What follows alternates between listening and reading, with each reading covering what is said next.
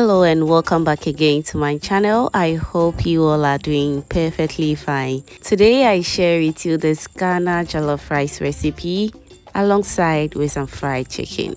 Trust me, this recipe was such a delicious one and I hope you're going to try afterwards. So now without wasting my time, let's dive right into it. So I'm going to start by steaming my chicken very well. I've washed this chicken very well as well. Moving forward, I'm also going to add in my seasonings, and for the seasonings you can go in with any season of choice. So I'll be going in with some chicken seasoning, garlic and ginger paste, chopped onions, a little bit of salt to taste. I'll cover it and allow it to cook in its own juices until it's okay. After about 5 minutes, I checked on it and it's doing all perfect. So I really want my chicken to really cook very fast, so I'll go in with extra water. I will cover for about 5 to 10 minutes and afterwards it should be ready.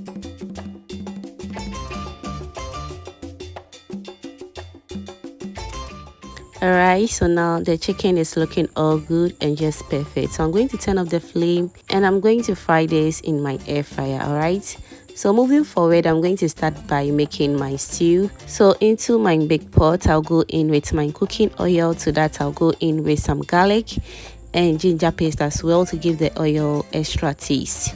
You can omit it if you don't want it, okay? I'll fry for about 1 to 2 minutes for the flavors of the garlic and ginger to also get into the oil a little bit. All right, I'll go in with my blended pepper, ginger and some beetroot. I will list everything I use in this recipe in the description box for you to check it out, so don't worry about it, okay? I'll give it a good mix, and at this point this is how the color of the pepper mix looks right now. I'll cover it and allow it to cook until the pepper mix reduces in color, just like this. At first it was very reddish, so when it reduces in color very well, that indicates that it is ready. As you can see, it is looking like an orange color. At first it was like a reddish color, and that looks just perfect. All right, so moving forward, I'll go in with my tomato paste. For this jollof rice recipe, I'll be using only tomato paste. You can also go in with fresh tomatoes if that is what you want, okay? I will rinse my can with a little bit of water and I'll add it to the tomato sauce. I'll stir beautifully and I'll cover and allow it to cook until it's ready. Whilst that is going on, let me use this opportunity to thank you all my returning subscribers and new foodie members right here. You guys are amazing. Thank you for always liking my video, sharing and commenting on my videos, fam. I am very grateful. Thank you so much for doing that. All right, so after cooking the tomato also for about 20 minutes now, it is looking all good. So I'll go in with my seasonings. For seasonings, I'll be going in with some jollof stew spices, nutmeg, natural herb spices, and also, since I'm a lover of mackerel in jollof rice, I'll be going in with one of it. You can as well omit it if you don't want to, and don't forget as well to go in with some salt as well. Stir everything well, cover it and allow the spices to also cook down very well.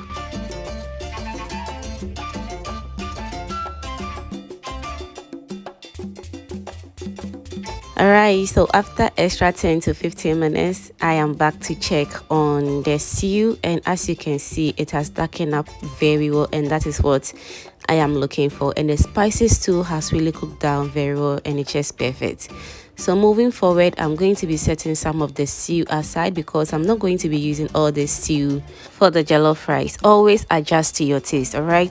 So moving forward, I'll go in with my washed rice. As I said, I'm going to be listing everything in the description box for you to check it out. All right, I'll give it a good mix, and at this point I realized my stew was a little bit small, so I'll go in with some stew, and also I went in with extra rice because trust me, I was cooking for about 10 people and I needed to go in with extra rice because it wasn't enough for us. Okay, so moving forward, I'll also go in with some coconut milk, and for more extra taste I'll also go in with some chicken stock. If you have any other stock, feel free to go in with it and you are good to go. I'll give it a good mix, and at this point I realized the salt wasn't enough, so I went in with just a little bit of salt. Everything is totally to your taste. All right, stir very well, cover it on low medium heat and allow it to cook.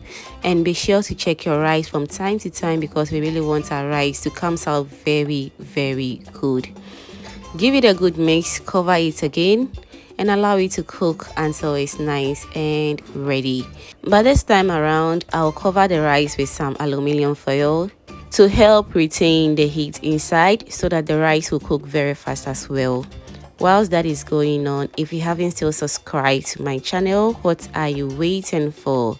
Kindly do subscribe to my channel, turn on the post notification bell as well, so that anytime I upload a new video on this channel, you'll be among the first person to be notified. Thank you so much for doing that. All right, so after about 20 to 30 minutes, the rice is looking all good and just perfect. Trust me, I lost some of the cloves, so kindly pardon me for it. All right, but all the same, the rice came out so good and it's just perfect. So I enjoyed this jollof rice with some chicken and alongside with some salad, which I'll bring you the recipe for the salad very soon. Thank you so much for watching this video to this point, and if you watch to this point, that means you are always a proud foodie member. Do well to subscribe to my channel, turn on the post notification bell as well, so that anytime I upload a new video, you'll be among the first person to be notified. Thank you for watching.